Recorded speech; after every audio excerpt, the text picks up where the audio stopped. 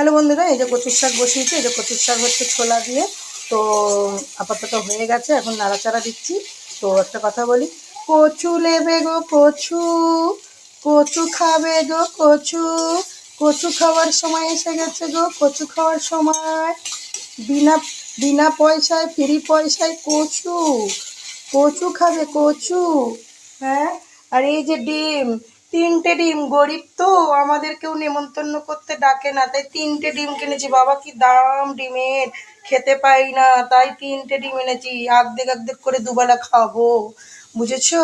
এই যে ডিম করছি, আর্ধেক আর্ধেক করে খাবো। কি দাম ডিমের, পয়সা নেই, আমরা ভিখারি, কি করব বলো?